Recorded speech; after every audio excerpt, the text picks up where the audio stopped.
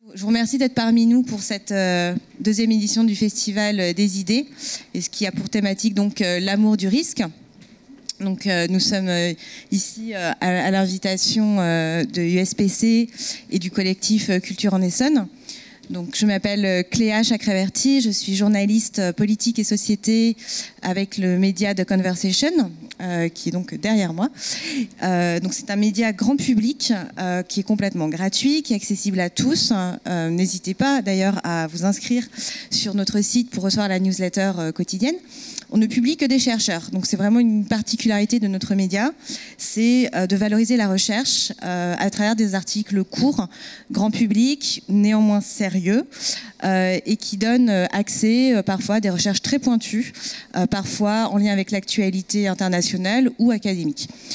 Donc j'ai avec moi certains de ces chercheurs et aussi d'autres spécialistes. L'idée étant de discuter de cet amour, cette passion pour le risque. Est-ce que le risque est inévitable dans nos sociétés? C'était le thème de la table ronde précédente. Et cette fois-ci, c'est plutôt sur l'aspect individuel que l'on va observer cet amour et cette passion du risque. Est-ce que le risque est inévitable quand on est chercheur, quand on est médecin et quand on côtoie le risque au quotidien, comme le présentera tout à l'heure donc Monsieur Pellerin, qui est avec nous également. Donc je vais peut-être présenter rapidement nos invités. Je vais commencer par ces dames. Donc Riva Castoriano, vous êtes avec nous, vous êtes directrice de recherche au CNRS, vous êtes sociologue, vous êtes rattachée également au Centre d'études de recherche internationale de Sciences Po, donc le CERI. Vous avez travaillé plus particulièrement sur les questions identitaires, de construction identitaire. Vous avez fait plusieurs terrains internationaux, vous avez travaillé sur les relations entre État et minorités.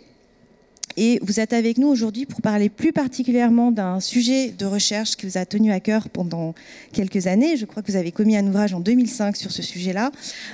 Pardon, 2015, excusez-moi, qui est sur le retour, que faire du retour du corps des djihadistes. Donc un sujet hautement controversé, en tout cas dans certains pays. Vous allez nous en dire un peu plus tout à l'heure. Ensuite, Paula Vasquez, donc vous êtes anthropologue. Vous êtes aussi chargé de recherche au CNRS, vous êtes d'origine vénézuélienne et vous avez notamment travaillé sur la question des catastrophes au Venezuela, sur des terrains également qui prêtent beaucoup à polémique au Venezuela, mais finalement, vous allez aussi nous expliquer comment ces terrains vous ont porté préjudice, ou en tout cas se sont trouvés des terrains risqués même en France. Ensuite, nous avons donc Raphaël Pitti. Pardon, je me pose un peu. Vous êtes médecin urgentiste et vous avez travaillé plus particulièrement en Syrie. Et vous avez donc côtoyé le risque, malheureusement, à des degrés assez importants également. Vous avez fait plusieurs terrains, je crois, en Syrie ces dernières années. Et enfin, Jérôme Pellerin. Vous êtes psychiatre au centre René Capitan. Vous êtes spécialiste dans la prise en charge des jeunes adultes et vous avez notamment travaillé sur la façon dont le risque est encadré dans la prise de soins. Voilà. Sauf, je n'ai rien oublié, j'espère. Alors, je vous propose que nous commencions donc par l'intervention de Paula Vasquez. Si c'est possible de mettre la présentation, merci. Paula, si vous pouvez revenir un petit peu sur votre terrain. Donc voilà, comment ça se passe quand on est chercheuse, quand on est un chercheur, qu'on est femme, quand on est anthropologue, qu'on travaille sur les questions de catastrophes au Venezuela. Qu'est-ce que signifie la prise de risque? Est-ce que peut-être d'abord revenir un petit peu sur le contexte de vos recherches sur ce terrain et ensuite on en débattra tous ensemble. Évidemment, juste une petite note, comme on en profite aussi pour être dans un débat, un format où on n'est pas juste entre guillemets experts et profanes comme on le disait tout à l'heure à la précédente table ronde, n'hésitez pas à poser des questions, à nous interrompre si vous le souhaitez. Voilà, c'est un format convivial, donc merci beaucoup. Merci beaucoup pour participer à cette table ronde. En fait, on n'a pas beaucoup de l'opportunité parce que je pense qu'en revenant à la présentation de l'artiste Orlan tout à l'heure, c'est l'un des tabous justement, c'est de parler comment on se met un risque quand on est chercheur en anthropologie. Actuellement, ce qu'on appelle les terrains sensibles, qui est une notion assez vague, dont je vais discerner un peu comme trois manières. Il y a des risques personnels qui concernent, dans ces cas, à cause d'un pays qui est dans une situation de violence politique et sociale extrême. Donc, il y a des risques personnels et aussi familiaux, d'une certaine manière, parce que les répercussions peuvent affecter ma famille, en particulier mes parents qui sont encore au Venezuela. Il y a des risques donc scientifiques parce que la pression est telle qu'on a peur de mal interpréter les choses, on a peur, c'est un risque scientifique en soi de parler de ce sujet-là. Il y a un risque aussi politique, parce que comme il y a une grande polarisation au Venezuela, les risques d'être instrumentalisé par un côté ou par un autre, c'est extrêmement élevé. Donc c'est vraiment un terrain miné, faire de la recherche au Venezuela et dans ce type de contexte. Et moi, dans mon cas, en fait, j'ai commencé ma thèse en 99, c'est quand a eu lieu une catastrophe naturelle qui s'est découlée de boues qui ont affecté des communes au Venezuela. Et là, j'ai travaillé avec pas l'aspect tellement de la catastrophe naturelle en soi, mais de la prise en charge politique par le gouvernement de Chavez qui venait de commencer à l'époque dans les refuges des sinistrés. Et après, donc, je fais ma thèse en 2007 et le Venezuela était devenu tout d'un coup, donc c'est un terrain très exposé parce que quand je suis arrivée en France, et j'ai présenté un peu mes travaux, on avait un peu du mal même à situer le Venezuela dans une carte, dans une réunion entre collègues. C'est normal, c'est un pays qui était très inconnu. Et après, Chavez, c'est une figure médiatique internationale qui a mis en place donc la révolution bolivarienne. Et donc d'un coup, Chavez devient célèbre.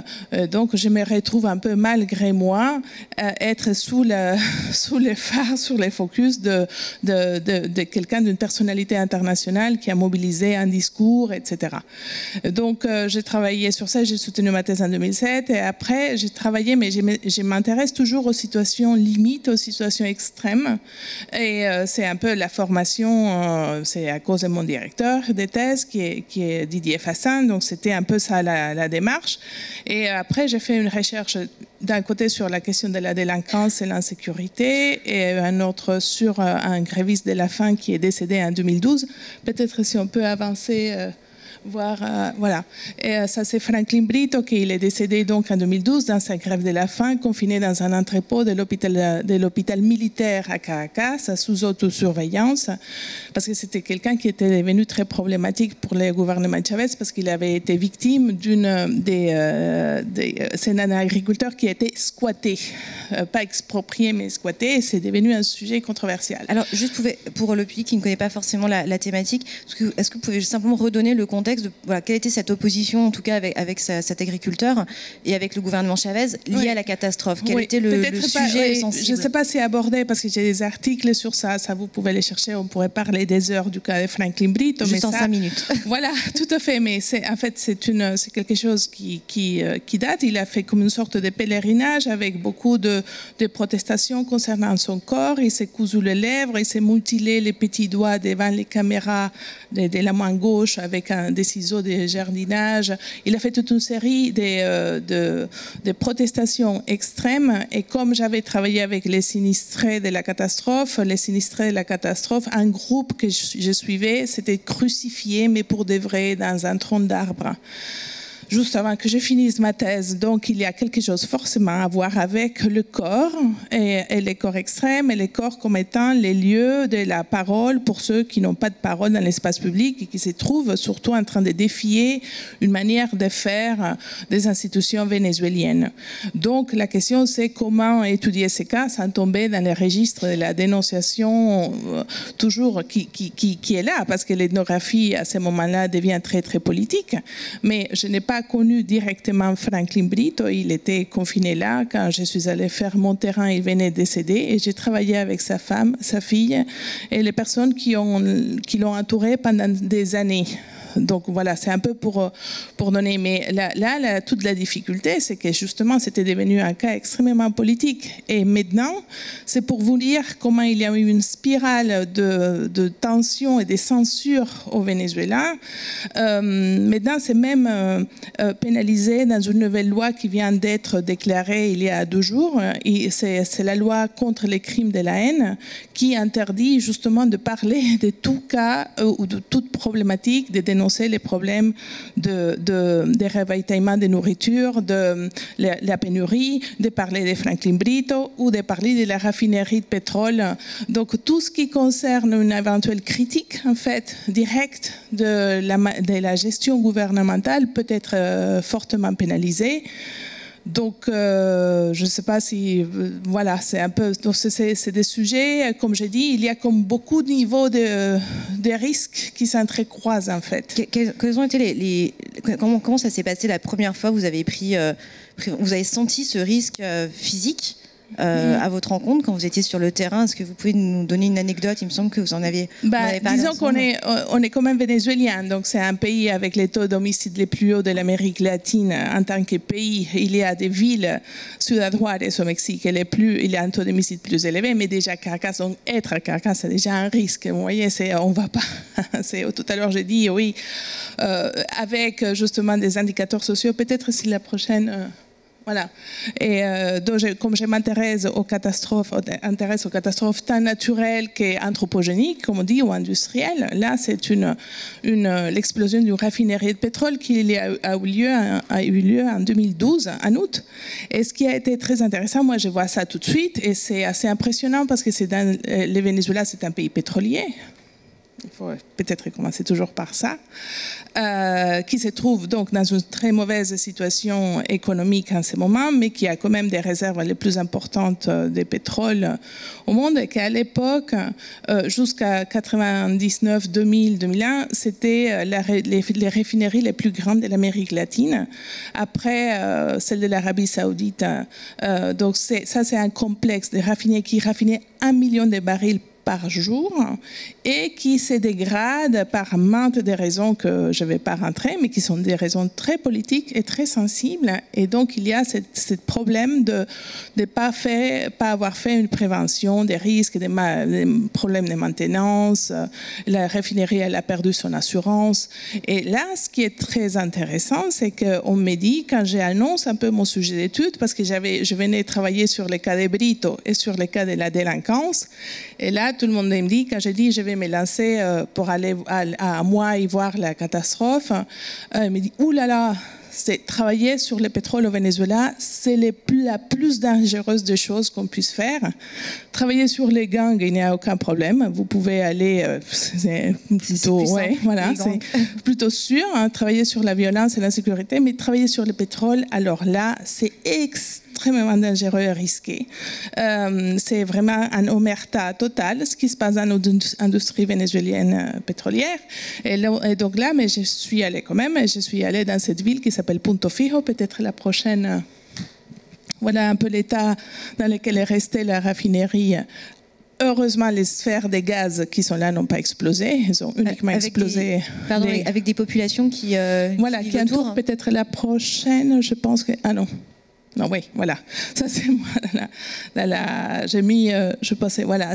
En fait, il y a autour de ça, il y a une ville, comme c'est un pays pétrolier de longue date, il y a des villes pétrole au Venezuela. Et il y a plusieurs. D'ailleurs, Le Monde a fait un long reportage hier sur El Palito, que c'est l'une des autres raffineries. En fait, c'est un pays à 80% de population urbaine, et donc une population urbaine qui se trouve dans une situation de risque sans avoir l'information. Et bon, ça pourrait être justement un risque, mais c'est pas radioactif, mais c'est l'explosion des gaz quand même, là, c'est des... Bref, c'est une situation extrêmement difficile et complexe pour la population autour. Et moi, je suis restée d'abord dans un hôtel et après, je suis allée chez l'habitant. Je suis allée à un quartier qui est à côté de la raffinerie, dans les périmètres de sécurité, où ils renégocient leur évacuation, etc. Et je suis restée là pendant 1 mois et demi pour observer comment les gens vivent avec l'incertitude et comment on gère ça. Donc, là, les risques de la raffinerie, mais il y a aussi les risques politiques, que c'est un peu là où moi, je suis exposée. Bien sûr, j'étais exposée à que ça explose jusqu'au moment où j'étais là. Ça, c'est un peu les risques où nous étions tous.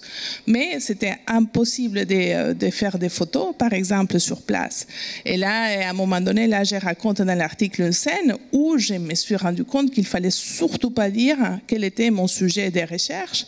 Quand le monsieur qui était à côté pour le petit déjeuner m'a dit, mais qu'est-ce que vous faites là? J'étais la seule femme quand même, parce que c'est des hôtels pour les ouvriers de la raffinerie de pétrole, c'est très masculin. Et qu'est-ce que vous faites là? Mais très, très gentil, hein, amical, galanterie latino-américaine, tout fier d'avoir une vénézuélienne, parce que je lui ai dit non, j'habite à l'étranger, je suis scientifique. Et donc là, quand il m'a manifesté, donc d'un côté une sorte de soutien inconditionnel à la révolution bolivarienne, en me disant comme ça qu'il était chaviste de tout cœur. C'est-à-dire c'est une manifestation très très forte de son positionnement, et surtout c'est des compagnies, des sous-traitants de PDVSA, que c'est la Compagnie nationale du pétrole, extrêmement puissante, avec des branches au Texas, aux États-Unis, mais qui à la fois donc ont un discours anti-impérialiste. Donc c'est comme ça, les pétroles. Donc là, j'étais vraiment sous tension. Et là, à un moment donné, j'ai eu très très peur. Je me suis dit si, parce que comment rentrer le soir et qu'il me voit. Il voulait absolument faire la conversation, donc on s'est dit, mais comment pas mettre les autres en danger? Parce que j'étais avec des ouvriers qui est en train de me raconter les problèmes de sécurité à l'intérieur de la raffinerie. Donc on gère ça comme on peut. Peut-être parce que je suis vénézuélienne, parce que je connais mes compatriotes, je connais la culture. J'ai été aussi, après j'ai déménagé, enfin, mais... c'est mouvant, c'est un sable mouvant en fait. Est-ce que vous avez senti des menaces directes sur votre travail, sur vos convictions politiques, sur votre famille? Alors en France, est-ce que vous pouvez nous en dire un peu plus? C'est l'ambassade vénézuélienne en France qui m'a fait savoir à plusieurs reprises qu'ils n'étaient pas contents avec mon travail. Parce que comme je l'ai dit au début, d'une certaine manière, je deviens comme l'experte. Et donc surtout, c'est France Culture qui me sollicite souvent parce que il y a comme un exercice de traduction. C'est une situation extrêmement complexe. Le Venezuela, ça fait des années que que j'habite en France. Je parle pas mal français. Je me fais comprendre. Je comprends les consignes des journalistes et j'ai fait des entretiens, mais c'est des entretiens assez critiques. Je ne suis pas militante de l'opposition, mais je ne suis pas chaviste non plus.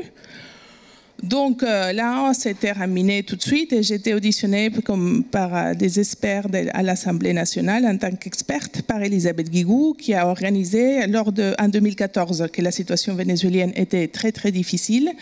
Et alors là, tout de suite, c'est la pression diplomatique, des mises en cause de la part de l'ambassade vénézuélienne à Paris en disant et je me rendais au Venezuela une semaine après, et quel est le risque réel? C'est qu'on me confisque mon passeport vénézuélien à la sortie. Et là, j'ai des collègues qui ont souffert ça, qui ont vécu ça, qui ne peuvent plus, sont interdits de sortir du territoire vénézuélien. Et la dernière enquête de terrain, celle-là en à l'été 2017, là, j'étais tellement angoissée. Qu'est-ce que j'ai fait? C'est que je suis sortie sans valise, uniquement avec mon ordinateur sur le dos. Pourquoi? Parce que les risques, c'est aussi ce qui est arrivé à des journalistes français qui sont rentrés sans visa au Venezuela enquêter, c'est qu'on leur mette de la drogue dans la valise et que les autorités, une fois que vous êtes dans l'avion, disent un tel, il faut sortir, on a trouvé des choses dans votre valise. Et c'est ce qui est arrivé à des collègues que je connais, des journalistes. Donc on m'a dit, pour réduire un minimum les risques, sors sans équipage, voyage comme ça en cabine, mais les moments, c'est un froid dans l'estomac au moment où vous présentez votre passeport vénézuélien. J'ai le passeport français aussi, hein, mais les autorités vénézuéliennes sont très claires. Toutes les personnes qui ont la double nationalité doivent sortir avec les passeports vénézuéliens. Donc à ces moments-là, oui, on ne peut pas rentrer ni sortir du pays. Si on est né au Venezuela, on ne peut pas sortir ni rentrer avec les passeports français. Sous quel motif ils auraient pu prendre votre passeport parce que vous êtes en tant que chercheuse, en tant que scientifique? Oui, bien sûr, j'avais mon ordre de mission du CNRS, j'avais l'autorisation du fonctionnaire défense, j'avais mon passeport français et un tas de numéros de téléphone à qui appeler au cas où. Mais je voulais surtout pas attirer l'attention, c'est-à-dire on ne se précipite pas en faisant des choses avant.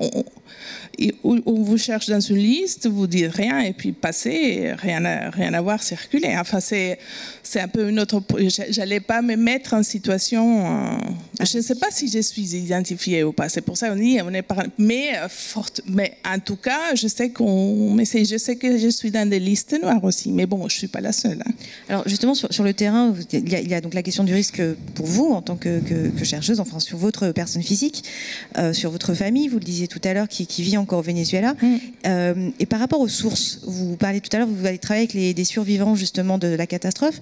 Comment est-ce qu'on protège ces sources quand on est chercheur? Quels risques encourent les sources sur le terrain? J'ai presque pas publié sur la catastrophe pétrolière. J'ai fait un livre sur, mais les contextes étaient un autre. J'ai fait un livre sur les sinistrés de la catastrophe de 99. J'ai un livre sur Brito, mais Brito est décédé et sa femme et sa fille sont très localisées, mais je pense que je ne vais pas les publier au Venezuela, mais j'ai une proposition au Mexique. Est-ce qu'ils lisent, est-ce qu'ils lisent pas les choses? Je ne sais pas, mais en tout cas, sur la catastrophe d'Amouaï, ça sera mon HDR. Peut-être ça va rester une littérature grise, je ne sais pas. On ne sait pas trop comment faire ça. Mais bon, j'ai fait tout pour qu'il ne soit pas identifié. J'ai pas de... Bien sûr, c'est extrêmement risqué, mais comme je dis, bon, ça concerne, je viens d'une réunion avec des chercheurs vénézuéliens, on est à peu près tous pareils. Disons que d'anthropologues, il n'y a pas beaucoup qui travaillent en ce moment parce que c'est extrêmement risqué d'aller faire du terrain en soi. Merci. Paula, peut-être, est-ce qu'il y a des réactions par rapport à le terrain de Paula, soit parmi nos intervenants, soit peut-être parmi la salle, si vous avez des questions à lui poser sur son travail de chercheur comme anthropologue au Venezuela? Non. Alors peut-être qu'on va passer à l'intervention suivante. Merci beaucoup Paula. Donc Riva, vous avez travaillé sur un terrain complètement différent. Est-ce que vous pouvez le présenter rapidement et puis nous expliquer peut-être pourquoi et quels risques cela présente-t-il pour vous? Comme vous l'avez dit, mon ouvrage qui est sorti... Il marche ouais. Qui est sorti en 2015, les éditions Fayard ont décidé de donner le titre « Que faire des corps des djihadistes ?» point d'interrogation. Et je tenais absolument au sous-titre qui est « Territoire et identité ». Thème controversé, peut-être, mais je ne me rendais pas compte que c'était controversé. Je n'ai pas fait cette étude, ni je me suis intéressée à l'enterrement des djihadistes, effectivement. Ce n'était pas pour les humaniser, mais c'était tout simplement parce que je m'intéressais au territoire. Que devient le sens du territoire pour ces djihadistes qui sont animés par un récit d'appartenance à une communauté globale, une nation transnationale qui nomme humain, et qu'ils rejettent toute appartenance territoriale, de citoyenneté, de nationalité, etc. Et du coup, quelle serait la réponse des États à ces individus qui rejettent une appartenance étatique par l'enterrement? Donc, c'est pour ça que je me suis intéressée à la question de l'enterrement. C'était uniquement par la question du territoire et de l'appartenance territoriale. Et du coup, je me trouve face... puisque leur guerre est non territoriale, et les États sont territoriaux. Donc, comment cette tension territoriale et non territoriale se trouve dans la réaction des États face à ces acteurs qui ne se reconnaissent pas dans la citoyenneté, comme dans la nationalité, comme je l'ai dit. Donc, j'ai pris comme terrain New York, Madrid et Londres. J'avais commencé ma recherche en 2008-2009. Il y avait que New York, Madrid et Londres en Occident, dans les pays occidentaux où il y avait eu les attaques. Et comme j'enseignais à New York, j'ai dit je vais commencer par New York. Et je me suis trouvée face au FBI qui m'a dit vous arrêtez tout de suite, c'est un secret. Et c'est là où j'ai réalisé que peut-être le fait que ce soit un secret était un sujet risqué. Mais du coup, donc il y a 3 risques.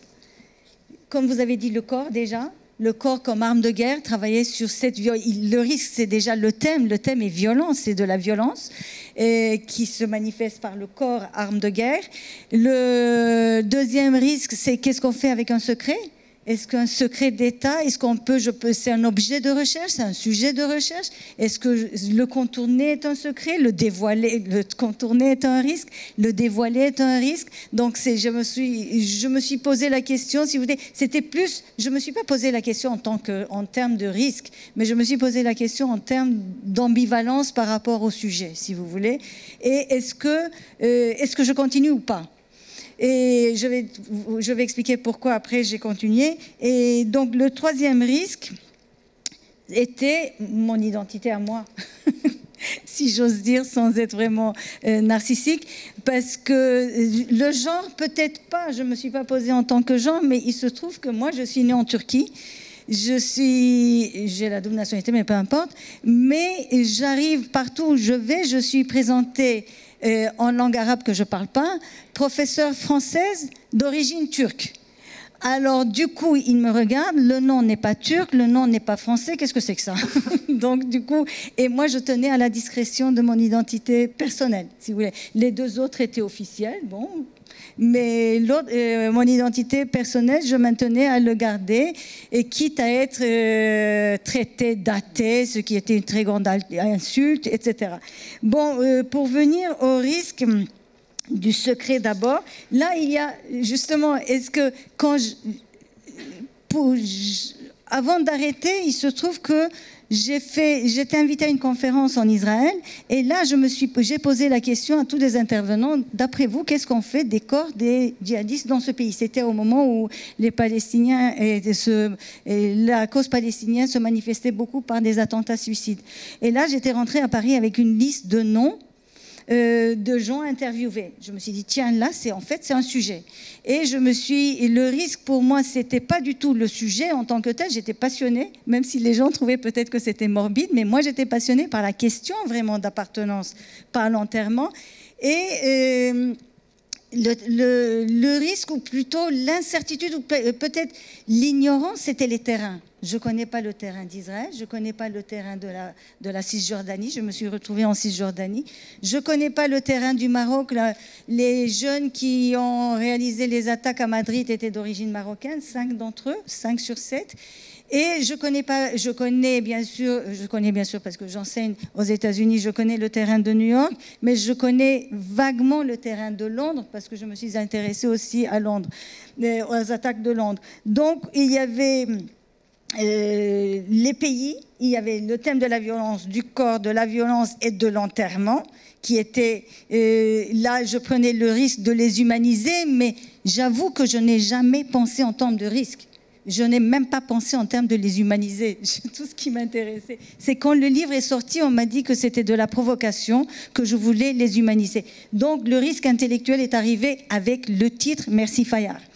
Donc, du coup, j'ai fait un détour pour pouvoir, si vous voulez, contourner la question du secret que le FBI a prononcé. Et là, c'était par Israël et la Cisjordanie. Et je me suis trouvée dans des camps de réfugiés en Cisjordanie. Je me suis retrouvée, non, j'ai demandé, on m'a orientée vers cette recherche-là. Et j'ai visité des familles dont les enfants avaient réalisé des attaques suicides. Des attaques suicides, pardon.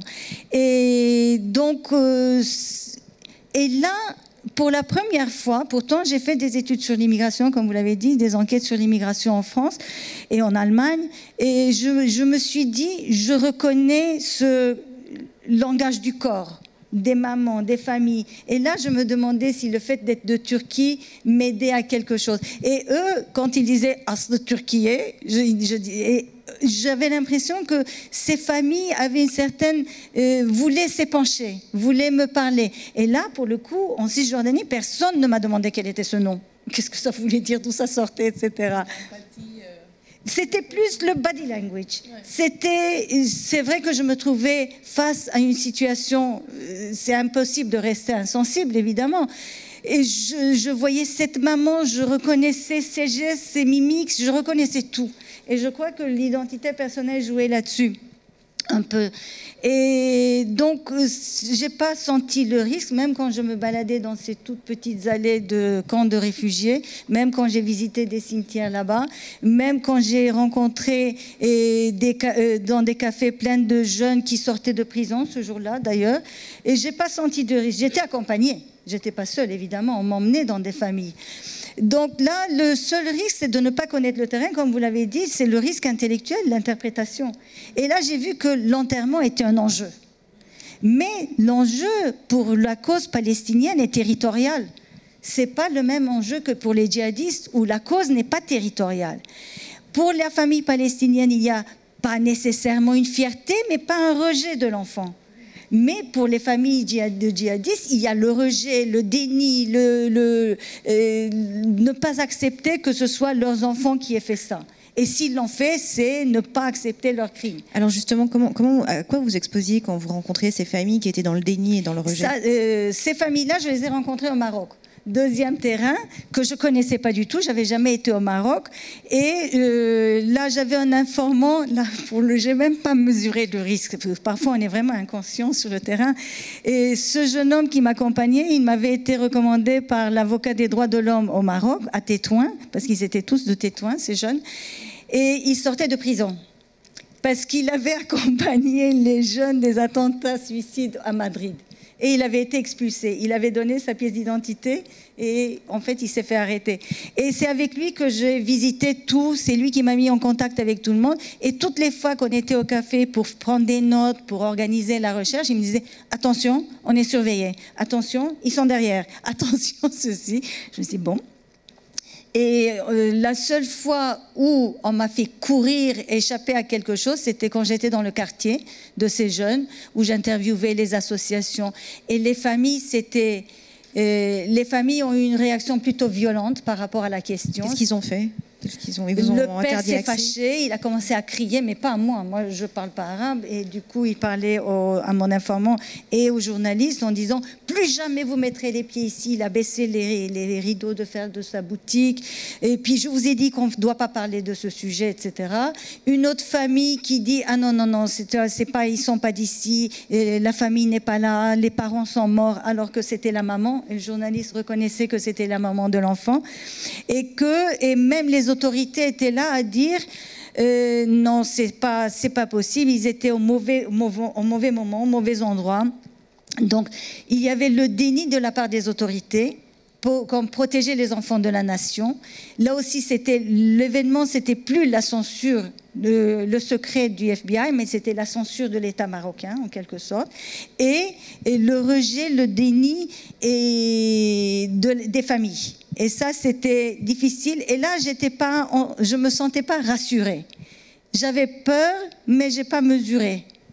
Et pour l'anecdote, vous dites, est-ce que c'était risqué ou pas? Je quitte le territoire marocain. Après, j'ai fait Rabat pour les autorités. Je quitte dans le quartier de Jama Mazouak de ces jeunes. Et tout d'un coup, le jeune qui me regarde, qui dit, on s'en va. Parce que la police qui nous suivait dans les cafés était là, on dit renvoyez-la tout de suite, elle ne doit pas rester là. Et moi je ne comprenais pas, tout d'un coup je les vois courir et mon informant me tire par le bras, il me fait courir et il me dit non ça va maintenant on arrête. Bon, je vous dis, j'étais complètement inconsciente. Mais on est pris par la passion de la recherche aussi. Et puis tout ça, c'était des éléments, si vous voulez, pour moi. Et même la visite de la mosquée, même comme on me disait, attention, ceux-là sont des immigrés, c'est-à-dire ils sont venus d'une autre ville, dans notre ville. Donc c'est dangereux, donc vous voyez. Et l'anecdote pour le Maroc, je sors du territoire marocain le 8 mars et j'arrive à la douane, j'ai dit pourvu que je sois très vite dans l'avion, c'est tout ce que je demande. La dame me dit félicitations. Je me dis mon Dieu, elle me félicite pour la recherche et qu'est-ce que j'ai fait et tout. J'ai dit merci, je crois, c'est le jour des femmes.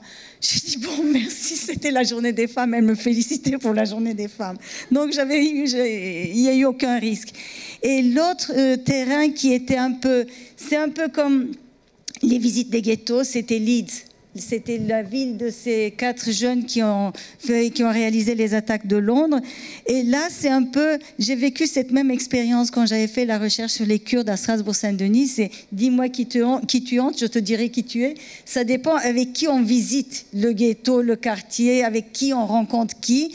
Pour être situé, est-ce qu'on va lui raconter, on ne va pas lui raconter, attention, elle fréquente-t-elle, on ne sait pas ce qu'elle va rapporter. Mais plus que des risques, c'est l'attention, si vous voulez, c'est mesurer un peu la sensibilité des gens et se situer par rapport au terrain là-dessus. Alors justement, comment est-ce que vous vous situez? J'imagine que vous donniez peut-être vous présentiez de façon peut-être complètement différente à Leeds ou à Strasbourg-Saint-Denis et encore au Maroc. Non, partout pareil. Toujours pareil partout. Oui, oui. Je suis professeure à Sciences Po. J'ai beaucoup travaillé sur l'immigration. Je m'intéresse à la question. Directement, je disais à l'enterrement des djihadistes. Et parfois, ils tournaient autour. Et certains me racontaient comment ça se passait dans d'autres traditions. J'ai dit, il veut essayer de comprendre un peu qui je suis, d'où je viens.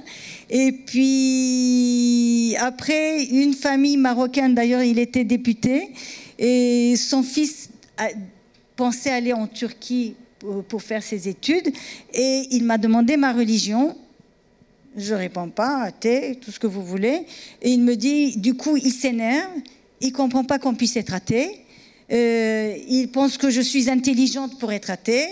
Et qu'il commence à insister sur l'importance de la religion, de la croyance, notamment bien sûr de l'islam, etc.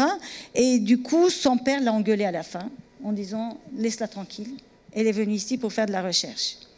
Alors justement, Paula, vous voulez peut-être réagir sur cette question de l'identité, la façon dont on se présente, la façon dont on est soi-même sur le terrain, comment ça joue pour se protéger, mais aussi quand on est sur des terrains sensibles. Je pense que peut-être la recherche des Riva, elle est très globale, comme je la vois, non? D'une certaine manière, il y a comme une globalité transnationale plutôt. Et dans mon cas particulier, c'est justement l'effet d'être vénézuélienne. Pour moi, ça a été une grande ouverture de porte parce que je connaissais bien mon pays à l'avance, parce que je parle bien la langue, parce que je ne joue pas avec l'altérité sur place, hein, parce que ça, c'est une manière aussi de se positionner sur le terrain. Et après, dire, peut-être ça a introduit, c'est une population, à ce moment, dire justement qu'on vit à l'étranger, il y a une diaspora extrêmement forte et on peut être vu comme quelqu'un qui a quitté le pays pour ne pas subir les souffrances et les problèmes qu'ils ont au quotidien. Donc, c'est peut-être pas la meilleure manière, mais à la fois, on peut pas mentir. Et donc, c'est intéressant parce qu'il y a comme cette besoin aussi d'une parole qui se libère. C'est très bien que vous soyez là, comme ça on peut vous raconter ce qui se passe, etc. Donc, oui, j'ai dit, je suis vénézuélienne, j'ai fait mes études à l'université à Caracas, je connais, mais j'habite en France en ce moment. Mais il y a une sorte de positionnement parce que comme c'est un sable mouvant... Vous voyez, là, j'avais fait une recherche sur la Turquie pour redéfinir le nouveau nationalisme turc. Moi, je n'aurais pas eu, à cause du nom, la même réaction des autorités, évidemment, en Turquie. La méfiance totale. Autant en Turquie, j'aurais suscité la méfiance, et autant dans cette recherche, partout où je suis allée, je pense que j'ai suscité la suspicion.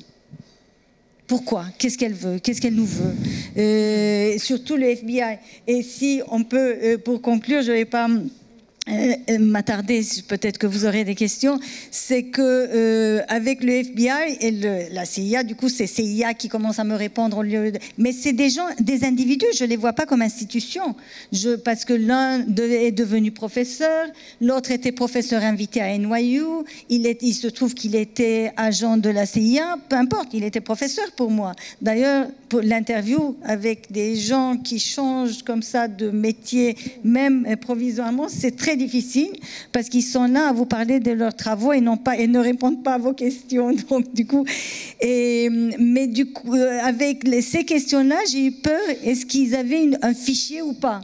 Est-ce que mon nom sera sur un fichier, comme vous le disiez, ou pas? Mais non, j'ai rien eu. Et du coup, pour conclure, je vais dire, sincèrement, j'ai été prise, et je crois que je serai toujours, c'est un tempérament, et aussi c'est la façon dont je conçois la recherche. J'ai été prise par la passion de ma recherche, la question.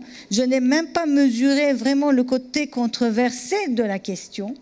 Parce que dans ma tête, il n'était pas question d'humaniser. Il était tout simplement une question d'appartenance territoriale. Et je me souviens que j'avais dit à quelqu'un, peut-être que c'est parce que je me demande où je vais être enterrée. Alors on m'a dit, j'espère que tu ne vas pas finir djihadiste. J'ai dit non. Donc voilà, et du coup, il y a la question que je me suis posée grâce à votre réflexion ici, c'est: est-ce qu'on parle nécessairement de risque et de danger? Quel est le lien entre risque et danger? C'était peut-être dangereux pour moi d'aller en Cisjordanie, d'aller dans ces quartiers du Maroc, de Tétouan, etc. Mais c'était peut-être dangereux, mais d'abord, je n'ai pas eu de problème de genre, sauf la fête des femmes. Et ça, c'était plutôt félicitations. Mais j'étais toujours accompagnée. Hier, j'ai eu un informant local. Et je suis retournée plusieurs fois, je ne suis pas allée qu'une seule fois. Donc ça c'est important. Et par rapport à l'identité, La Turquie, comme vous savez, c'est l'Empire ottoman. En Cisjordanie, on me fait l'éloge de l'Empire ottoman. On me montre des monuments, des églises orthodoxes. On me demande si je veux visiter une église orthodoxe. Je me dis, il me prend pour une grecque. Ou bien oui, des choses comme ça. Et au Maroc, c'était le président turc, c'était le rockstar du monde musulman. Et tout le monde l'admirait, tout le monde l'adorait. Donc j'avais une bonne nationalité. Mais j'avais peut-être pas la bonne identité, mais c'est pas grave. Il n'était pas censé le savoir. Vous voyez, et donc je pense qu'il y a une limite dans la réflexion entre risque et danger. Et je pense quelle est la part du chercheur, du coup, à mesurer le danger, quel est le rôle du chercheur dans le fait de mesurer le danger et du coup prendre le risque. Et est-ce que c'est vraiment risqué ou est-ce que c'est un sentiment de paranoïa, comme pour moi, imaginez les fichiers du FBI qui se développent avec ce genre de terrain. Alors, merci beaucoup Riva. Alors peut-être qu'il y a des réactions dans la salle sur ce qui vient d'être dit.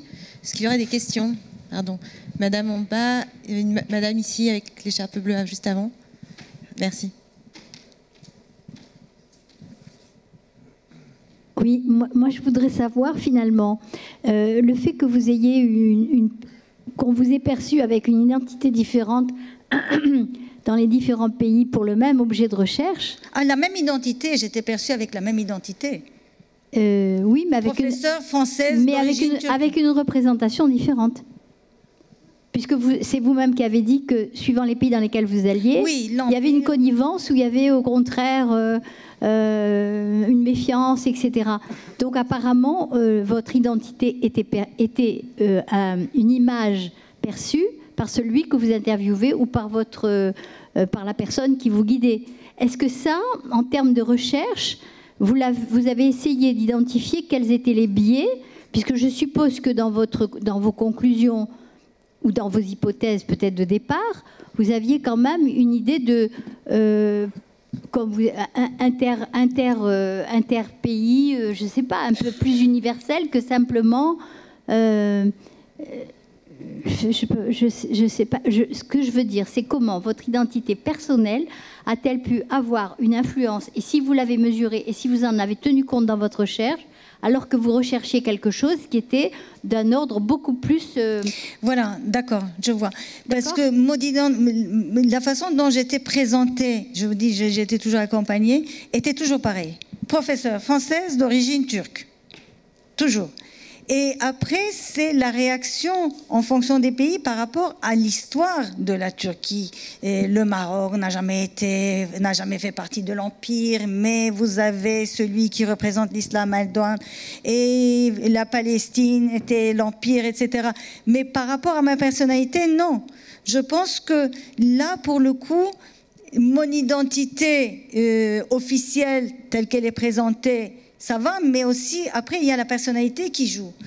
Je pense que j'ai un contact facile et que j'arrive à faire parler et que j'espère que je mets en confiance à la longue, même s'il se méfie. Je crois que ce que mon nom suscite et que cette combinaison de France-Turquie suscite, c'est de la méfiance au départ. Mais après, c'est quand on discute pendant 2 heures, 3 heures, qu'on vous offre toutes les sucreries du monde, etc., et qu'il y a une certaine convivialité dans la recherche, ça n'a pas touché, ça n'a pas influencé les hypothèses. Si, au Maroc, le député qui commence à me faire toute une histoire de théologie comparée de la question de l'enterrement. Ce que c'est que l'enterrement et les territoires chez les juifs, chez les musulmans, chez les chrétiens, etc. Bon, et moi je veux concrètement qu'il me parle de ce qui s'est passé au Maroc. Et donc j'ai réussi à le faire. Et là c'est intéressant parce qu'il a employé un mot en arabe qui se trouve que c'est le même mot en turc. Et mon informant n'a pas pu traduire en français. Et moi je l'ai traduit. Et c'est là où il a dit, mais il est de Turquie. Alors du coup, c'était la confiance, il a oublié toutes les traditions juives et chrétiennes, il est passé à l'islam. Donc ça, c'était la seule fois où il tournait, il déjouait, j'aurais pu ne pas aboutir. Mais là, ça a changé après. Merci beaucoup. Il y avait une autre question, je crois. Je pense que la personnalité joue aussi plus que l'identité. Et là, c'est leur imagination, l'identité. Mais la personnalité, c'est le contact. Oui, bonjour. Merci de votre présentation. Je suis chercheuse en géopolitique. J'ai vécu aux États-Unis. Ma question est la suivante. Pourquoi ne pas vous être entouré de journalistes, de chercheurs américains qui font exactement certaines recherches sur les djihadistes? Vous auriez été beaucoup plus protégé, je pense, et vous auriez eu moins de risques et beaucoup plus de sûreté par rapport à votre investigation intellectuelle. Je suis très intéressée par rapport au secret. Donc pourquoi ne pas avoir pris des contacts avec le FBI, la CIA? C'est possible par l'intermédiaire de certaines personnes. C'est ce que j'ai dit, justement, j'ai eu des contacts. Si vous voulez, là, le risque que j'ai pris, là pour le coup, mais ce n'est pas le risque du terrain, c'est le risque intellectuel que j'ai pris, c'est de me lancer dans des terrains que je ne connais pas. Je connais les États-Unis, j'y ai vécu longtemps, mais je ne connais pas comme terrain d'étude. Voyez, donc ça inclut les institutions, les réseaux, les structures, etc., la société. Alors pour les États-Unis, je me suis inscrite à un réseau de familles de victimes. Et j'ai écrit. Et j'ai reçu 150 000 mails des familles qui racontent. Et de là, j'étais en contact avec une dame qui vient souvent à Paris, de Human Rights Watch. Donc, elle aussi, elle connaissait tout le terrain. Elle m'a présenté à des journalistes. Je n'ai pas négligé les journalistes, notamment une fille qui m'a beaucoup aidée, même pour Madrid après. J'oublie son nom, Adrienne quelque chose. Et c'est elle qui m'a présenté à quelqu'un de la CIA qui est devenu chercheur cette année, et de l'école de police. Et ce monsieur m'a présenté au directeur du FBI. Donc, si vous voulez, j'ai utilisé les réseaux comme ça des gens que je connaissais. Les journalistes de New York Times, par exemple, m'ont introduit auprès des journalistes d'Espagne, parce qu'ils avaient couvert aussi les attaques de Madrid. Donc, avec leur liste, je suis allée à Madrid. Donc, j'ai voulu combiner à la fois la connaissance du terrain des journalistes, et j'ai voulu aussi instrumentaliser leur connaissance dans la mesure où j'ai voulu rentrer dans les milieux qu'ils m'ont indiqués. Ils m'ont donné des noms et des numéros de téléphone et tout, que j'ai contactés. Et donc, j'ai touché à plein donc, j'avais des associations, j'avais les journalistes, j'avais ces organisations de police, et du FBI et de la CIA, je les avais. Donc vous avez quand même... Et les associations des familles de victimes. Pardon, donc on sent quand même que ce soit dans votre cas, Paula, ou dans votre cas, Riva, une forte préparation à ce terrain, même si vous disiez vous ne connaissiez pas forcément bien le terrain au Maroc ou les autres terrains en Cisjordanie. Ah oui, je les ai beaucoup préparés. Mais vous les avez quand même beaucoup préparés. Alors j'en profite pour rebondir et pour poursuivre avec notre prochain intervenant, Raphaël Pitti. Donc vous, la préparation, c'est quelque chose qui est clé chez vous, puisque vous êtes médecin, vous êtes sur des terrains où les gens sont en souffrance. Est-ce que vous pouvez nous en parler un petit peu plus de ces terrains, en Syrie? Merci. Je voudrais, vous avez une préparation? Je voudrais Merci. compléter un peu la présentation que vous avez faite de moi, parce qu'elle n'est pas complète. D'abord, pour dire que je suis médecin militaire, que j'ai toute une carrière de médecin militaire, et donc quelqu'un qui est habitué à aller sur des terrains d'opération. Et depuis les années 80, je crois que j'ai fait pratiquement tous les terrains d'opération que la France a pu connaître dans ces guerres, que ce soit en Afrique en particulier, que ce soit l'ex-Yougoslavie, que ce soit le Liban, que ce soit la première guerre du Golfe, etc. Et donc j'ai quitté l'armée en 2004. Pour expliquer aussi, j'ai aussi été médecin des commandos marines avec une formation spécifique au combat, d'accord, pour suivre les unités en situation opérationnelle. Et pendant 3 ans de ma vie, j'ai participé, bien entendu, à cela. Et pour dire un peu que quelque part, si vous dites que j'ai été préparé, oui, d'une certaine manière, j'étais à bonne école. J'étais à bonne école. Et si on revient encore plus en avant, je suis né en Afrique du Nord et j'ai connu la guerre d'Algérie. Et j'ai connu, bien entendu, quand j'étais enfant en particulier, tout ce qu'il pouvait y avoir dans une guerre, c'est-à-dire le fait de se retrouver enfant dans les caves pendant qu'il y avait des fusillades et des combats dessus. J'ai vu aussi les assassinats dans les rues par l'OAS qui fusillaient les musulmans qui faisaient que, et j'ai vu aussi l'inverse aussi. Donc si on reprend un peu cela, on peut dire que quelque part, j'ai été dès l'enfance un peu trempé dans ce qui est la violence humaine. La violence humaine. Alors, ça m'a conduit au moins à être médecin, mais pas forcément quelqu'un qui a envie d'être violent. Et donc, plutôt pas mal. Et pas du tout envie d'être violent. Alors, qu'est-ce que je le dois aussi? Je le dois aussi au fait que je suis d'origine italienne et que ma famille est partie depuis 1929 pendant la période mussolinienne pour fuir justement Mussolini en partant. Donc, il y a dans ma famille en même temps le fait que nous avons été des réfugiés et que je me suis retrouvé en Algérie, etc. Qu'est-ce que ça fait de moi, au fond? Quelqu'un qui n'est pas attaché à un territoire. Quelqu'un qui est beaucoup plus ouvert sur l'aspect humain. Et donc, je ne m'identifie pas du tout. Alors, souvent, je dis, et j'ai fait une carrière militaire, quand je suis en France, je n'ai pas besoin du drapeau national pour me sentir français. Pas du tout. Je suis de culture française, j'ai été formé de culture française, j'ai un raisonnement et une pensée de culture française, je me sens identifié à nos valeurs françaises et je ne les ressens vraiment qu'à l'étranger. Et j'ai toujours été impressionné quand je vois monter le drapeau français à un mât, d'accord, à l'étranger, en Afrique ou au Moyen-Orient. Et là, je me sens français, avec les autres tours. Quand je rentre en France, je n'ai pas besoin de dire aux gens que je suis français. Non, parce que je suis chez moi, quelque part, et donc je me sens patriote, mais certainement pas nationaliste. J'ai même une horreur du nationalisme. Je l'ai en horreur, complètement. C'est pour dire.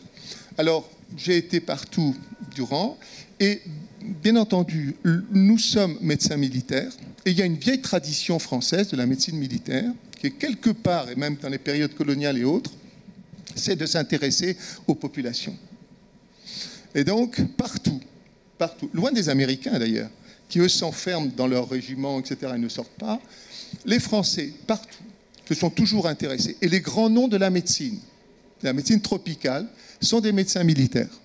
Que ce soit Jameau avec la maladie du sommeil, etc., avec ses équipes mobiles, que ce soit le paludisme avec l'Aveyron, que ce soit Hersin avec la peste, etc., ce sont des médecins militaires. Et donc une vieille tradition militaire française de participer à chaque fois que possible aux populations et de les prendre en charge. Pendant toute la période, en tant que médecin, dans toutes les opérations, nous, médecins, nos antennes chirurgicales, médico-chirurgicales, étaient ouvertes aux populations qui étaient autour de nous. Et nous avions l'habitude, avec mes collègues, de recevoir les populations qui venaient, de les opérer, chaque fois que c'était nécessaire. Donc il y a en même temps une tradition, d'accord, qui fait que nous sommes ouverts à l'humanitaire. Et quand j'ai quitté l'armée, en 2004, eh bien justement, j'ai continué cette action de l'humanitaire, bien évidemment, et je suis parti dans plusieurs pays, à titre civil, avec des ONG, à Lampedusa avec la Croix de Malte pour recevoir les réfugiés. Je suis parti, j'ai défendu les infirmières bulgares en Libye, et puis quand est apparue la Syrie, eh bien, tout naturellement, sachant que les médecins syriens, parce qu'ils soignaient des gens et des rebelles, etc., étaient tués, torturés, arrêtés, parce que les hôpitaux, depuis 2012 en Syrie, étaient bombardés, alors je suis allé en Syrie avec une ONG, là-bas, et comme ma compétence universitaire, puisque je suis professeur de médecine d'urgence et de catastrophe, anesthésiste réanimateur et professeur de médecine d'urgence et de catastrophe, si je voulais continuer l'aide que j'avais voulu porter aux médecins après avoir vu le premier hôpital où j'étais a été bombardé et je m'en suis sorti. Le deuxième hôpital, j'ai travaillé dans un hôpital clandestin, il a été lui aussi bombardé au deuxième jour. J'ai dit à mes collègues, ils ne savaient absolument pas prendre en charge des pathologies de guerre et je leur ai proposé de créer un centre de formation en Syrie. Là, et ça fait maintenant 21 voyages en Syrie, rentrés clandestinement, d'accord, à chaque fois, avec une identité clandestine, là-bas. 21 voyages pour rentrer, pour sortir, toujours un peu compliqué, toujours un peu difficile. Je sais bien que mes collègues ne pourront jamais me protéger véritablement, même s'ils sont attentifs à ma sécurité, mais que personne ne peut empêcher des fous de rentrer dans l'hôpital et de m'enlever, bien évidemment. C'est du domaine du possible. Mais en même temps, pour tout vous dire, ce qui me porte, c'est que je crois et j'ai la foi. Donc, vous êtes vraiment dans une pratique à risque, en fait. Je suis totalement dans une pratique à risque. Je vous dis, on a été bombardé 2 fois, et on a reconstruit, etc. Bien évidemment, j'ai vu assassiner à côté de moi et tout.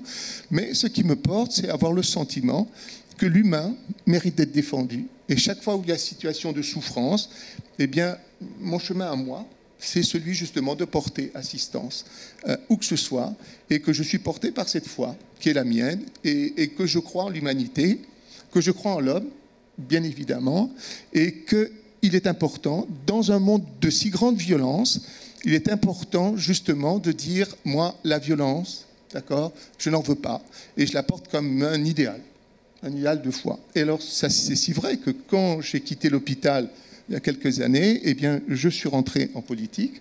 Je suis adjoint à la ville de Metz, en charge des urgences sanitaires et sociales, et que je m'occupe des réfugiés, que je m'occupe des SDF, que je m'occupe de tous ceux qui sont en situation de grande précarité dans notre pays, et Dieu sait s'il y en a.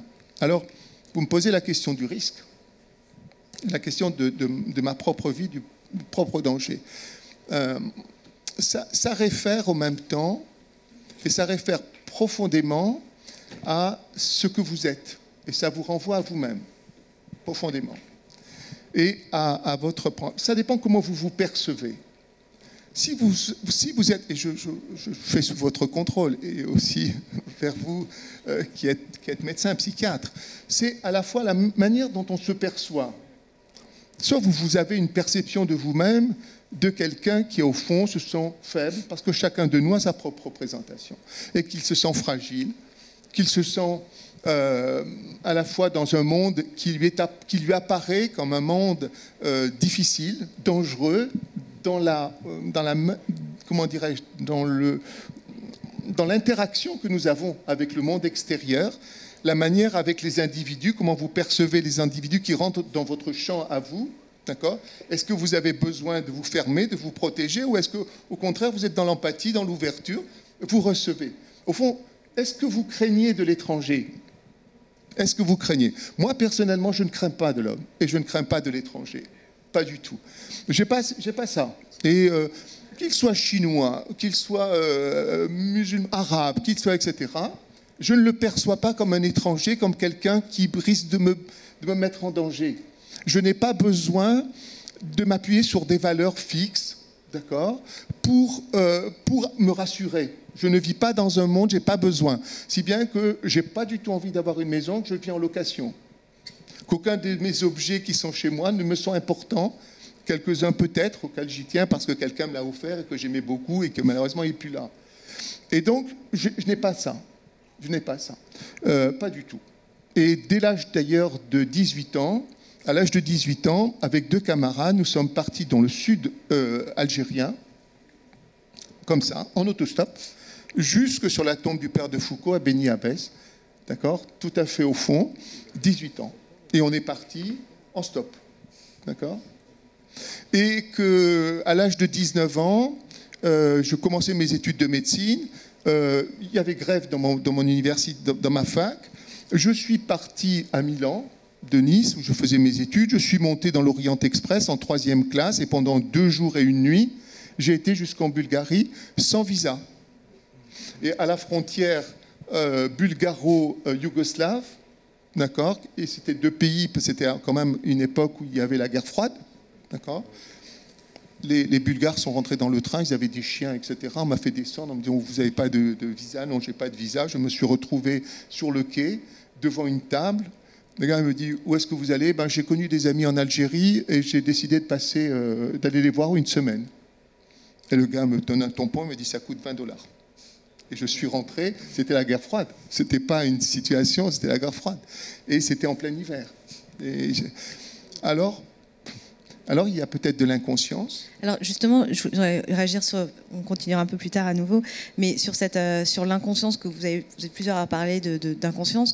Vous avez des pratiques tout à fait conscientes des prises de risques.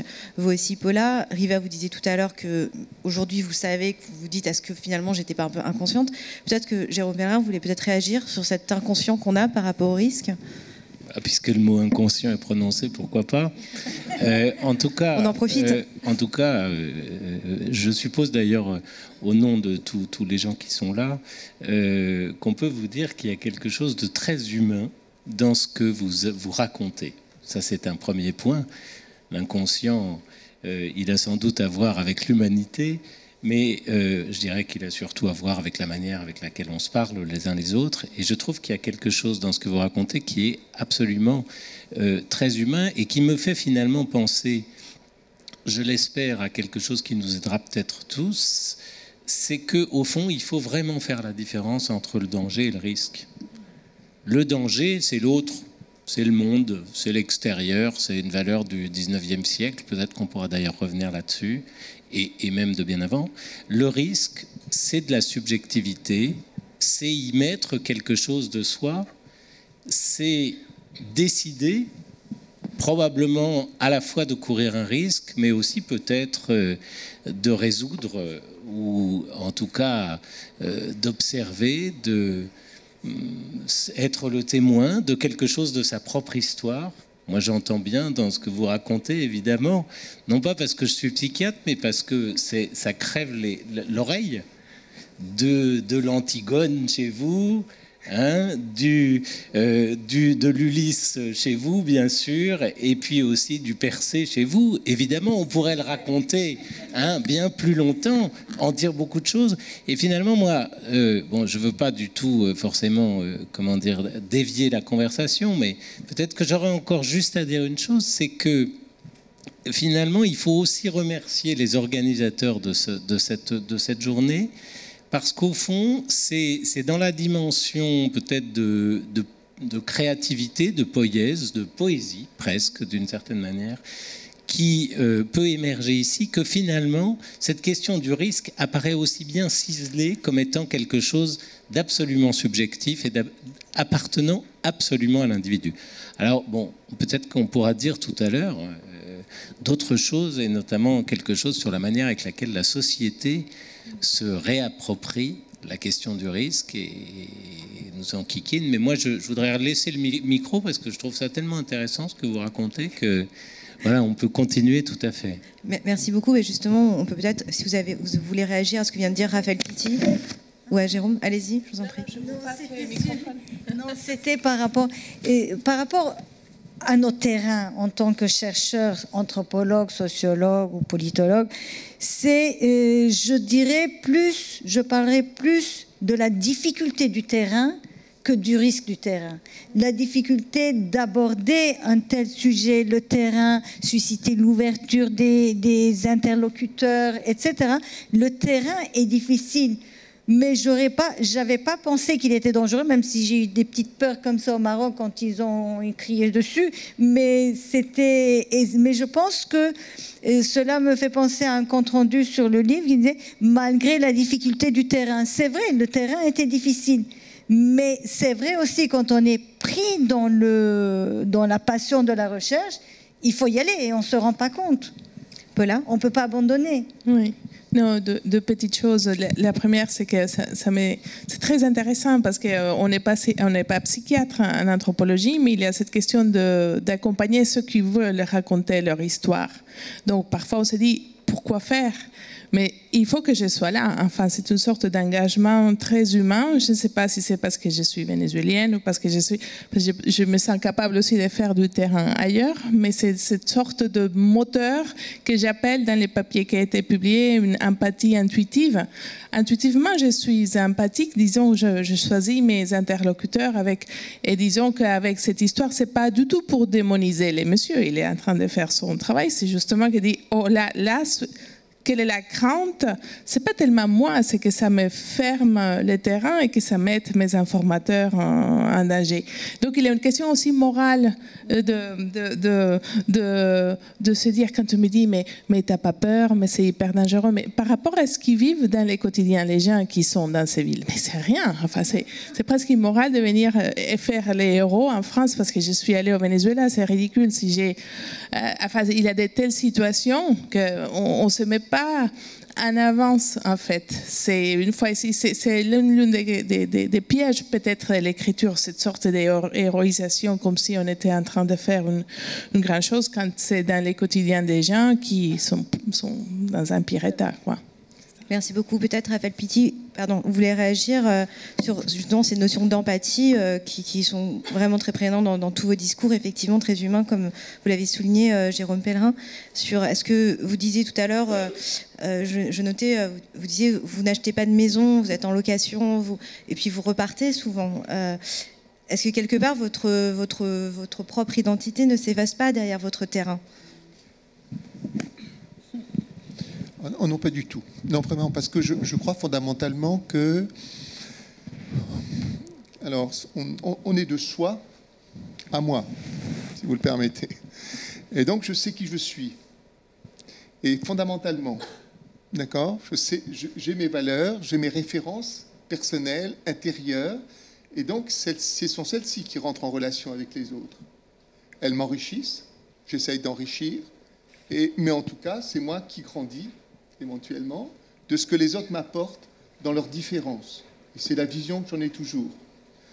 J'adore le monde musulman, j'adore être assis le soir, boire le thé, d'accord, discuter.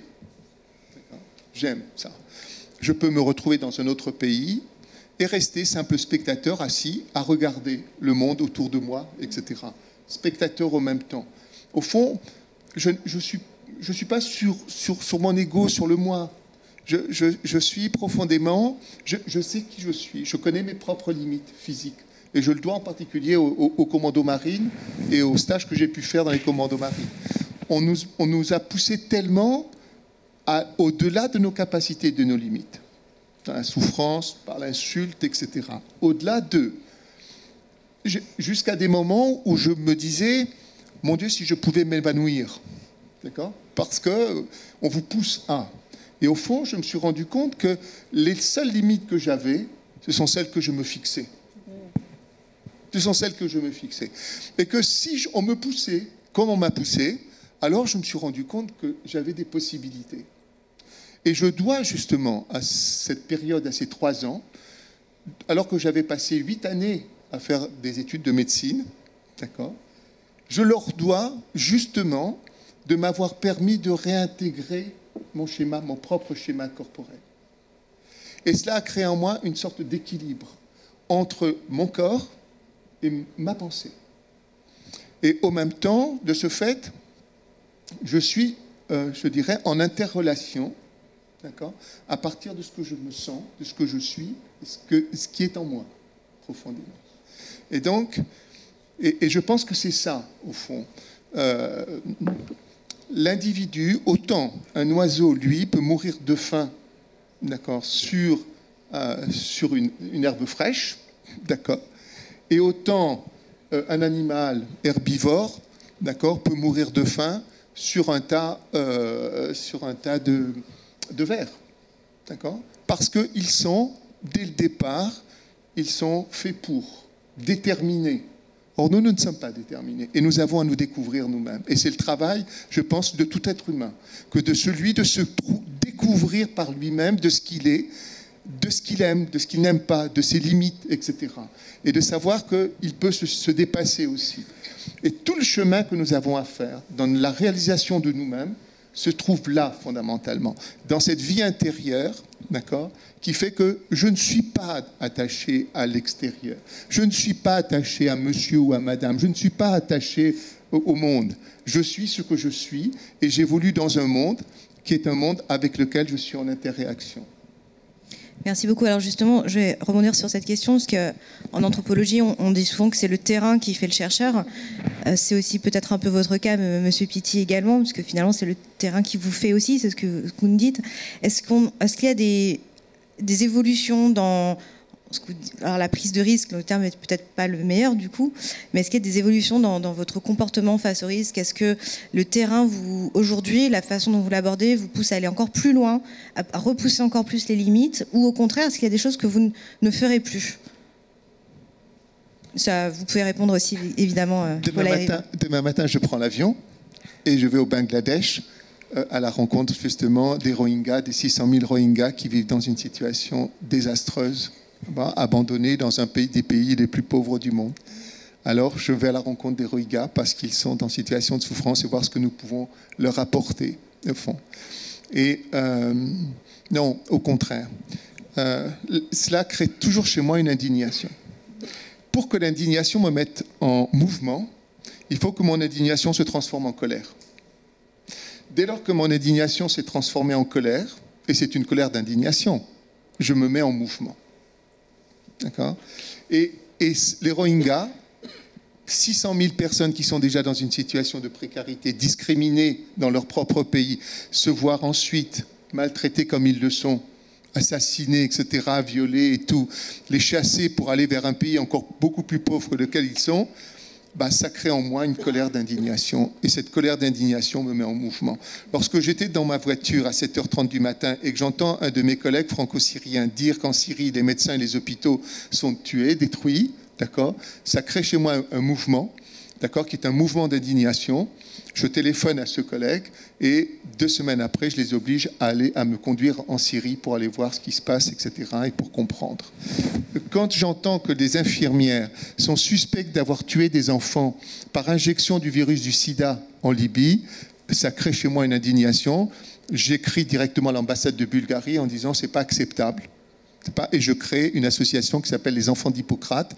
Et pendant 2 ans, je me suis battu pour faire en sorte que, et elles sont venues ensuite et je les ai rencontrées. Ça crée chez moi l'indignation, crée en moi une colère et cela me met en mouvement. Et j'espère que ça le sera jusqu'à la fin de ma vie. Merci beaucoup. Peut-être Paula, Riva, Jérôme ou la salle, si quelqu'un a envie de réagir également.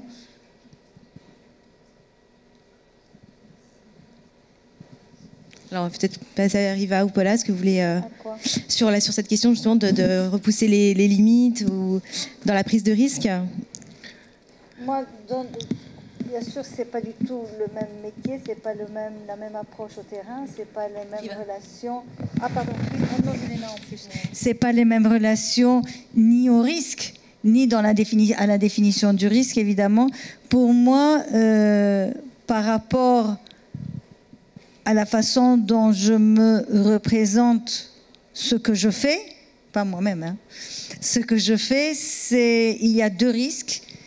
C'est comme Paul a mentionné, le risque moral et le risque intellectuel. C'est tout. Et le risque moral, c'est respecter ce qu'on me dit, ne pas déformer. Si c'est un secret, respecter le secret aussi. Et le risque intellectuel, c'est dans l'interprétation, etc. Donc, une fois, et ça, je n'ai pas pensé en termes de risque de terrain, évidemment, mais ce risque, on l'a dès les premiers jours de la recherche. D'ailleurs, c'est ce qui nous rend aussi nerveux et inquiets quand on se lance sur le terrain, quand on se lance dans un sujet et qu'on veut élaborer. Et même dans l'écriture, c'est l'angoisse de la recherche qui se résume au risque moral et au risque intellectuel qu'on prend dès qu'on se lance dans une recherche. C'est comme ça que je résumerai la réflexion de la journée à laquelle vous m'avez poussé. Merci. Paula, peut-être un mot également pour conclure. C'est une dernière chose, c'est positionnement personnel. On n'est pas suicidaire non plus, c'est-à-dire que parfois on ne court pas nécessairement des choses, surtout parce qu'avec des pratiques suicidaires, surtout on met en danger les autres aussi. Donc mais il y a comme une négociation permanente au niveau familial. Je ne dis pas toujours où je suis. Mes parents sont folles, sont très âgés. Enfin, c'est une négociation énorme. Quand on a des enfants aussi, on s'est dit... Mais il vaut mieux qu'elle ne sache pas qu'à la sortie de l'aéroport, ça peut être des tensions nécessaires. Donc, c'est comme une sorte de négociation permanente avec son identité. C'est différents rôles dans la vie. Surtout pour protéger les autres, c'est surtout ça. C'est une question qui me hante, la question des autres, en fait. Parce qu'on n'est pas seul. Merci beaucoup. Jérôme Pellerin, peut-être vous voulez boucler avec nos intervenants. Oui. Est-ce que c'est la conclusion? Peut-être non, pas tout à fait. On peut conclure, à moins qu'il y ait des questions dans la salle. Je souhaite vivement, parce que personne qui a envie d'en savoir un peu plus sur nos chercheurs. Oui. Question, si je vais parler avec voix, par rapport à l'indignation. Le micro arrive alors, on va attendre les micros.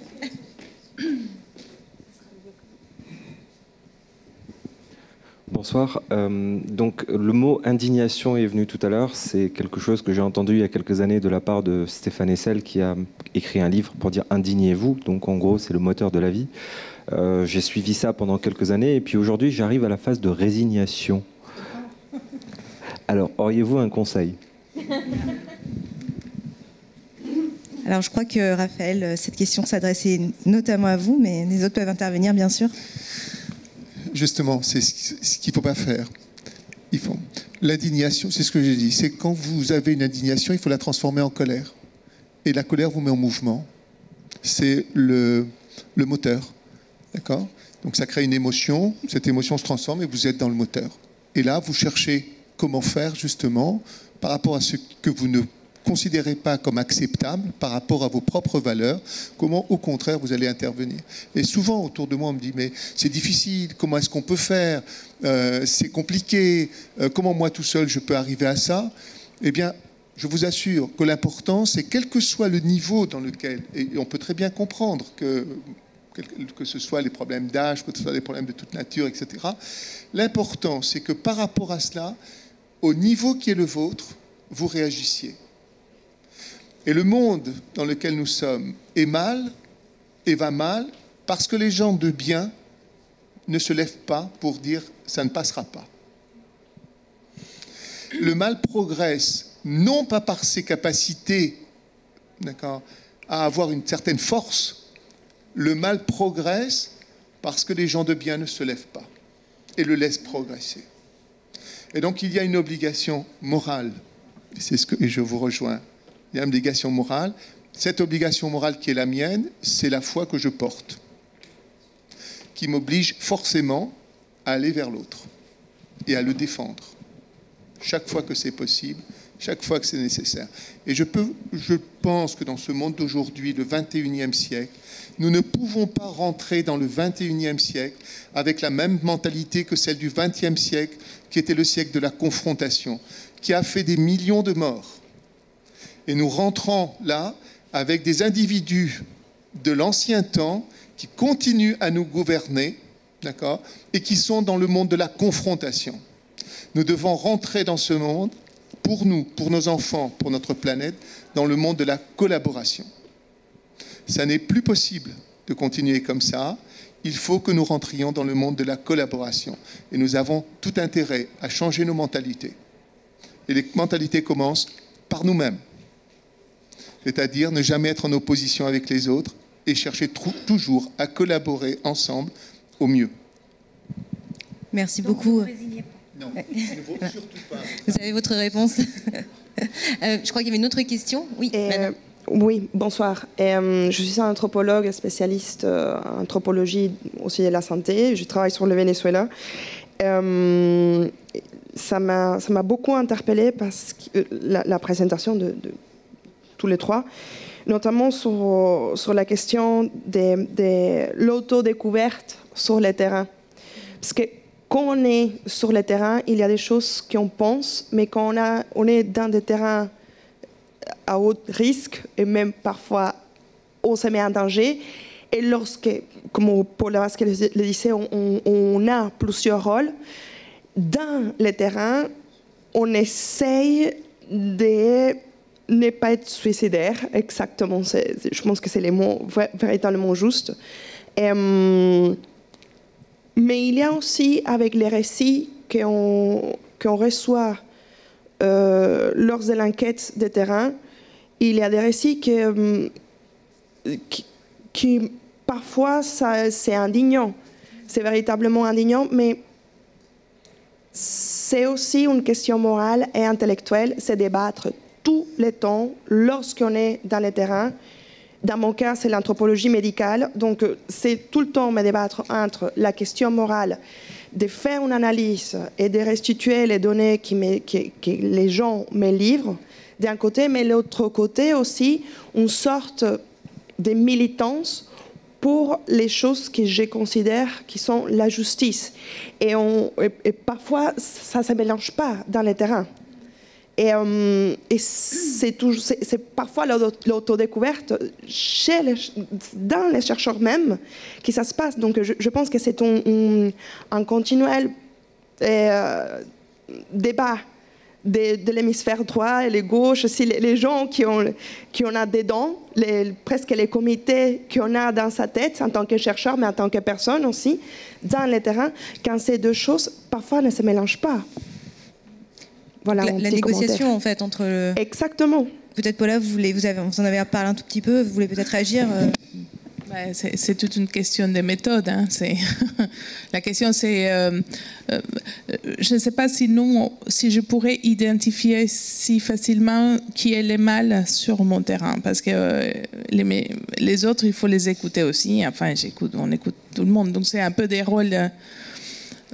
Donc oui, il y a une négociation permanente et surtout jusqu'où une production d'un savoir peut être très engagée. Donc là, je ne sais pas, il y a depuis Norbert Elias, engagement et distanciation, il y a toute cette littérature sur comment produire engagement. Enfin, c'est toute une discussion, c'est énorme, mais c'est tout à fait ça. Mais je pense que ce qui est particulièrement vrai, c'est que lorsqu'il y a une situation très risquée sur les terrains, c'est là où on découvre un peu qui on est. Quoi. Merci beaucoup, Paula. Alors, s'il n'y a pas d'autres questions dans la salle, si. Oui. Dernière question là. Oui, dernière. Alors, moi, j'avais une question. En fait, il y a eu déjà une réponse de la part de la dame du Venezuela. C'est quand Monsieur Pitti, quand vous avez parlé de l'indignation qui mène donc à l'action, c'est ça? À la colère, oui. Alors, c'est là où je me suis dit, est-ce que vous avez une famille? Parce que dans ce que vous dites, il y a quelque chose de tellement direct, comme s'il n'y avait pas une prise en compte de, par exemple, mettre en danger les proches, ce dont vous avez parlé, vous. Et puis, je suis tout à fait d'accord avec le fait que le XXIe siècle, il faudrait bien trouver à un moment donné une manière de vivre en collaboration. Mais les mots que vous avez vous-même utilisés, qui sont indignation, j'ai oublié de nouveau le colère, hein, justement, là, et bien et mal, là, il y a déjà la guerre. Question sémantique. Vous permettez que je réponde? Bien sûr, allez-y. J'ai parlé d'indignation et de colère d'indignation. Je n'ai pas parlé de violence, j'ai parlé de colère d'indignation. De ressentir une colère d'indignation. Je vais vous prendre un exemple assez frappant. Vous allez me dire, mais tiens, c'est possible. Si vous prenez, et vous me permettez de prendre le Christ en tant que personnage historique, il était pris en permanence de colère d'indignation. Si vous regardez bien, quand il va, par exemple, quand il est devant le grand temple à Jérusalem et qu'il voit les changeurs, il prend un fouet et il les chasse. Et il les bat et il renverse les tables des changeurs, etc. Et pourtant, c'est pour nous, chrétiens ou catholiques, c'est quand même Dieu. D'accord ? Et il est dans une colère d'indignation. Il n'y a pas de violence sur les individus. Il y a une violence de dire ça n'est pas acceptable. Elle est là, mais cette violence d'indignation, elle ne doit pas vous porter à la violence contre l'autre. C'est celle que vous ressentez, vous. Et c'est celle qui vous met en mouvement. Parce que ce qui nous met en mouvement, c'est l'émotion. Il n'y a pas de possibilité d'être en mouvement s'il n'y a pas d'émotion. Elle est la base même de l'action, l'émotion. Et donc, il n'y a pas, comme ça, ex abrupto. Là, tout ce qui nous met en mouvement, et c'est tous les travaux du neuropsychologue... comment le psychiatre? Non, c'est Damiano. Damiano, d'accord? C'est de mettre en évidence l'erreur de Descartes. Et parce que tous les travaux scientifiques qui ont porté actuellement sur la découverte du mode de fonctionnement du cerveau mettent en évidence que d'abord nous ressentons quelque chose, c'est l'émotion qui nous fait ressentir quelque chose, et après, dans un deuxième temps, nous nous donnons une explication de notre émotion. Mais c'est d'abord l'émotion qui est ressentie, d'abord la décharge d'adrénaline, d'abord au niveau de l'hippocampe, la perception de ces émotions fondamentales, la crainte, etc. Et c'est après on se dit, tiens, je ressens quelque chose, ah oui, je sais pourquoi je ressens ça. Et en fait, nous nous donnons des explications constamment. Mais s'il n'y a pas d'émotion, il n'y a pas de mise en action. Ça ne nous fait pas bouger. Et c'est là où on se sent sous. Je ressens quelque chose qui est de l'ordre de ce n'est pas acceptable par rapport à mes valeurs morales. Alors je peux m'indigner, mais ça ne me fait pas bouger. Si je ressens en même temps une colère, non, ça je ne le veux pas. Donc j'agis. Merci beaucoup, Raphaël Pitti. Alors justement, pour peut-être conclure avec quelques phrases, Jérôme Pellerin, on a beaucoup entendu les mots d'empathie, d'humain, mais aussi donc, de valeur morale, d'émotion dans toutes ces pratiques professionnelles et finalement très passionnelles face au risque. Est-ce que vous pouvez nous conclure cette séance très riche? Oui, en me demandant d'ailleurs le sens que ça a, que ça soit moi qui conclue. Mais enfin, peut-être qu'il y a quand même un sens que je vous dirais. Évidemment, en s'appuyant finalement sur ce qu'on a pu entrevoir là ce soir, c'est-à-dire cette dimension effectivement humaine, éminemment subjective, de ce qu'il en est de prendre des risques. Moi, je dirais que au fond, c'est à chacun d'inventer sa manière de prendre un risque. Et cette invention, elle est probablement nouée effectivement avec nos émotions, mais aussi avec notre histoire.